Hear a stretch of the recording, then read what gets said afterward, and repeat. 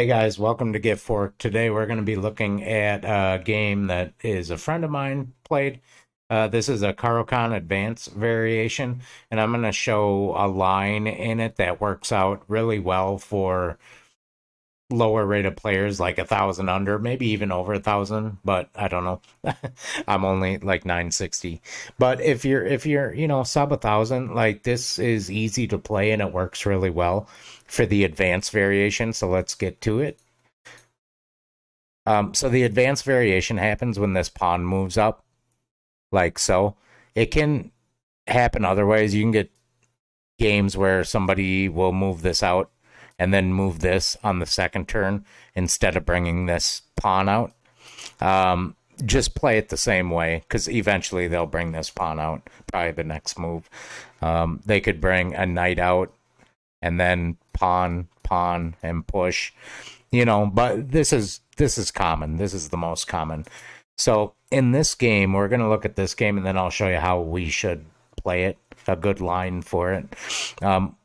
He moves this pawn up, which is not great because you block in this bishop. This knight is going to come out probably to defend this after you push, and you want to be able to pin that knight with this bishop. Regardless, in the Caro Kann, you want to get this bishop out before ever moving this pawn whenever possible, which is possible like 90% of the time. There is very rare cases where you block in this bishop. Um, with the pawn, moving the pawn. Now, if you can move the pawn twice, if you get some weird variation, you can move it twice, your bishop's still open, that's fine. But that's uncommon. So next he brings out his knight. I'm not sure what the threat of that is or why. Maybe he's just developing a piece. It doesn't make a ton of sense. We move our knight out here. The knight is better on this square, and you'll see why when I show you my games later. So remember that the knight coming to this square is good, and I'll show you why. So he moves the pawn. Then we could bring the knight here. I feel like he wanted this knight ready to take when this takes back first, but it doesn't really matter. Because we're going to take this pawn back with this bishop. So we can move this bishop, and if they take, we move out our knight. It blocks the pawn from moving forward, so it really makes no difference. Moving this up, and just this pawn structure in general, it locks in all your stuff quite a bit. You can't move your knight anywhere, right? You can't move this bishop out. You can't move this bishop, even though we do in a minute. This knight can come here and then here. That's probably the best move. If it comes here, this takes, we take. It's a trade. So we hang our bishop with a bishop blind spot. It happens to me still. Not as often, but it still happens, and it sucks when it happens. So we push this up instead of taking. I don't know, making more space for pieces to come out. I don't hate it in this situation, but we shouldn't be in this situation, right? And I'm going to show you how not to get into a situation like this when you get the advanced variation Caro. So we're moving pieces. And this is an openings video, guys, so I'm just going to kind of fly through this game. We're trying to get some type of attack here. But here's one other quick thing, too. We don't want to go attacking a king that's defended by 3 or 4 pieces when we're only attacking with 3 pieces. And they have pawns here, too. We don't count those when we're trying to attack, but we just look at the pieces. They have 4 pieces, we have 3. We're probably not going to win that exchange. So don't do it. Slow down your game a little bit and maybe develop the rest of your pieces, get your king to safety, then form an attack, right? You play your opening, you get all your pieces developed, maybe an exchange or trade happens during that time, then you hit the middle game. And during the middle game or after your opening, when all your pieces are developed, your king is safe, then start looking at ideas of attacks, right? But don't just go on crazy attacks because they're not going to work a lot of the time. And we've lost a queen and we've lost too many pieces, right? And all this is a struggling game to play. Playing games like this is terrible when you're under stressed, you're blocked off, you can't move your pieces, you're hanging queens. It's not fun to play chess like that. But memorizing a couple moves in an opening that I'll show you, and you will have much, much less of that. All right, now we're going to look at 3 of my games with the Caro Kann Advance, and we'll see how we can maybe play a little bit better so we don't get so locked up and have no space. This bishop doesn't get locked in. If I could draw arrows. So here we go. Usually these 2 pawns come out, but I mean, this pawn could come out and push again. You still play it like an advanced Caro. You can get transpositions to this where this pawn ends up here. But regardless, when this pawn pushes, we want to immediately push this. And no matter what they do next, a lot of the times this will come out, this knight will come out, they'll push a pawn to defend this.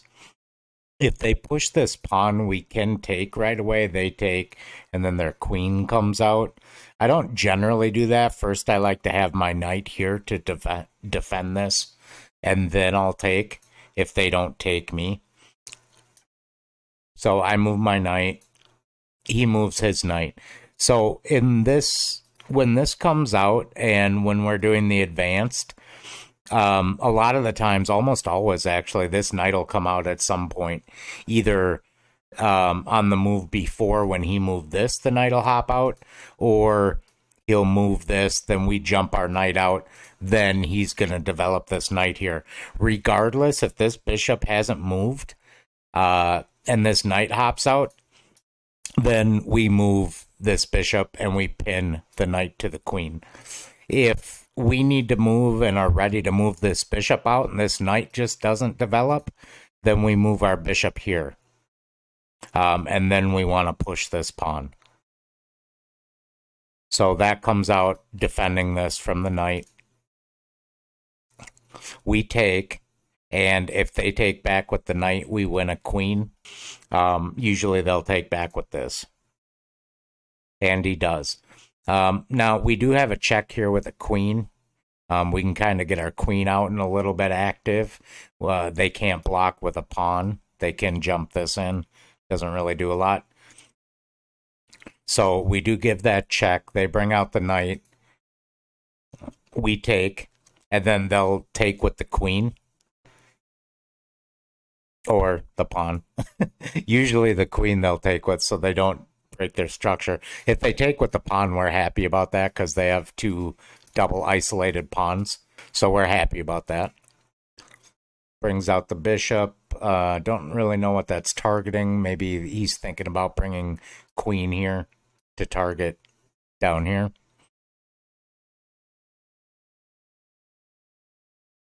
Queen comes defending the knight and also lining up this battery. So remember this too, instead of hopping our knight to this square, which I've seen my buddy do a few times, it's better to hop it to this square. And I think the reason why is because you can hop it here and take this pawn. And if you can do that without getting this knight taken, you have a check here and you have a check here, right? And a lot of the times this queen will be out roaming around up here on these squares. And you can, a lot of the times, check it and win a queen. So this is a good jump-off point for the knight. I find, anyway, in my games. And now this game is over. He resigns because, like I said, we just checked and forked and won a queen. Let's look at another game here. Same thing. So when you get this advance, I play it the exact same way almost every time. They take... We jump the knight up. Even if they don't take, like last game, I don't think they took. They didn't take right away. We still move our knight up. Then we get the bishop out as soon as this comes. That knight never develops. Then we move our bishop to this square. Then we push the pawn up so we can get our bishop active and take this back. We can take this back once that's undefended. So he brings the knight out to defend this, which is great for us because we can just pin it. Now, a lot of people will do this. They'll back up that knight so they can jump it here with the bishop. But this causes an issue a lot of the times. And you'll see if we take, they take with the bishop. And then a lot of the times this pawn, like if they move this pawn like he did last game and had the 3 pawns lined up on this square, and then he moves his queen out here attacking this, if that were to happen and we can take, and then hop our knight in here, we're targeting a bishop. And if this queen happens to move here to target this, which happens sometimes, we're forking, right? And then we also have this check, which comes over, or this check, because a lot of the times when you come up here to fork and the queen is sitting here, a lot of the times, not knowingly, they'll move back here to target your knight, and you can just hop here with check and win the queen. That happens to me in a few games. And maybe this one, I don't know. So we take, they take, and I bring this up to kick out the knight because there's really no threat here other than I have to move this to take it and I lose castling. So I don't really like that. And if he does move it here, I'll win a knight before he can get in with the queen to defend the square. Don't know why he didn't, but so we win a pawn back, which is good. Knight comes in, bishop out, and that bishop is defended by my queen. Brings his knight back. I'm not sure what that's doing. Maybe gonna jump here. I don't know what that does, really. So I bring my knight out to target the queen. So this knight is defended by the king.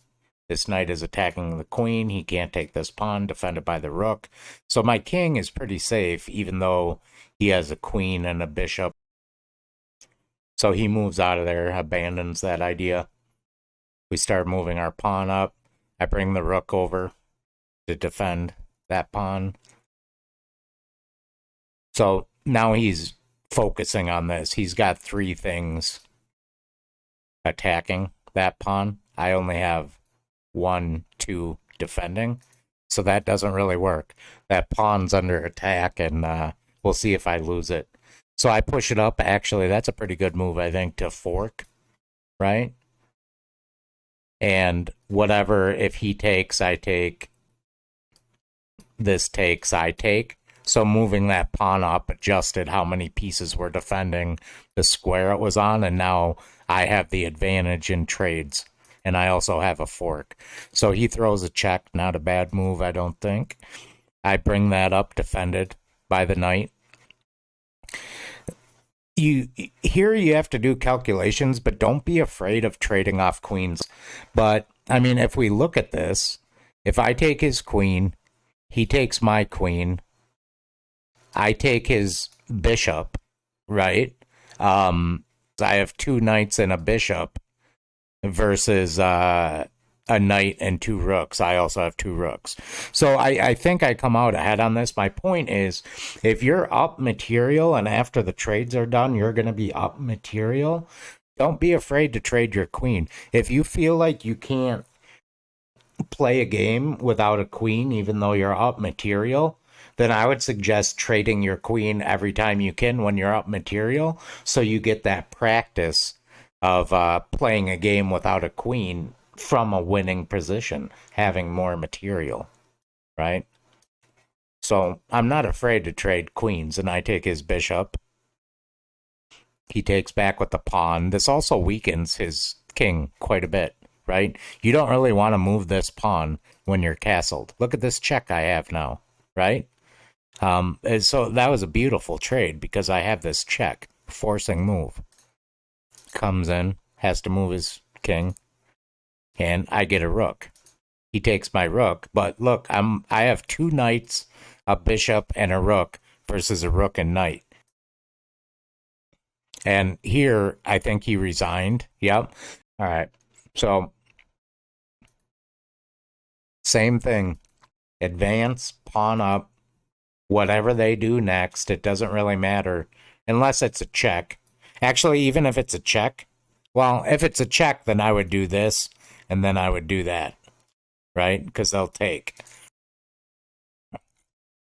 Now, look at what I did. I say something. So I did a kind of a waiting move or a preventative move so this check doesn't come in. That's okay too, because then it prevents you losing a knight for a bishop. But their light square bishop is really active. We're more than happy to trade this.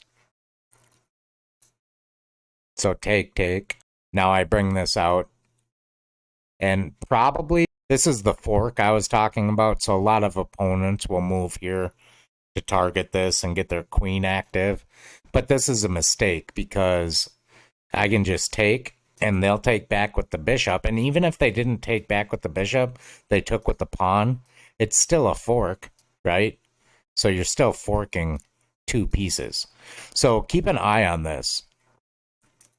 So I come up with the knight and fork. He comes down.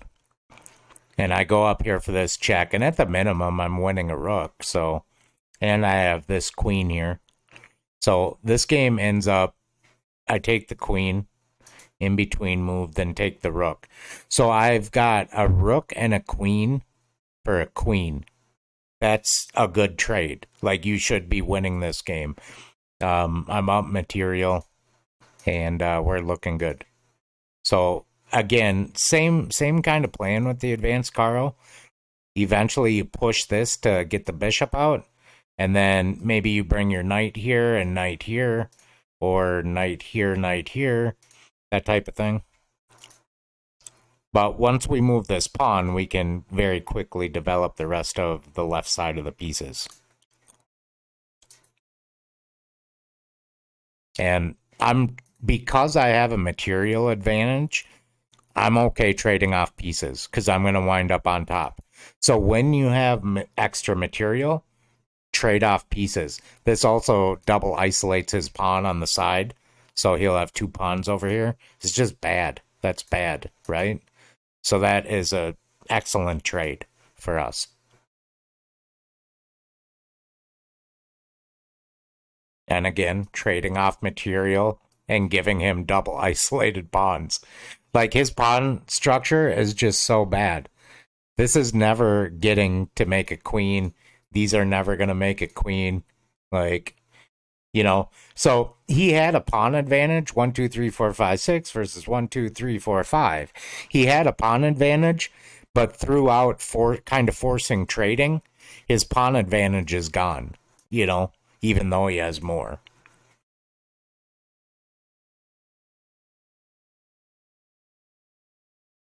And now we're gonna kind of gobble up his pawns again. That rook is. I'm trying to force trades. I have two rooks. All I need to win the game is a rook and a king, right? He can even keep his bishop. All I need is a rook and a king, and I'll win.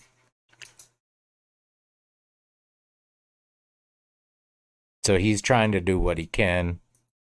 I take the bishop, and then he resigns because look at the material. And this all came from smart forcing trades. If we look, gotta be aware of this. When this bishop comes out behind this knight, I like to take after this knight is here and before we take this pawn. And I get that a lot. I get it a lot. And then we check. And again, trade off the queen. Who cares? We're up. We're up material. We're winning a rook. We're good. We're golden. And then just, if you see good trades like this that mess up pawn structure, this kind of shows the importance of having good pawn structure. Because again, he has more pawns than me, but they're terrible. The structure is just terrible.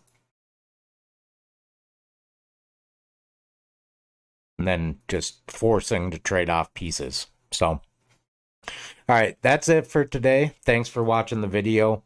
If you like the content, hopefully it gets better over time, get better at production, better at talking. My chest gets better. But I appreciate anyone who watches. If you like it, you can subscribe, give a like, a dislike, whatever. Leave a comment. Anyway, have a good day, guys. And I'll be back with another video hopefully tomorrow.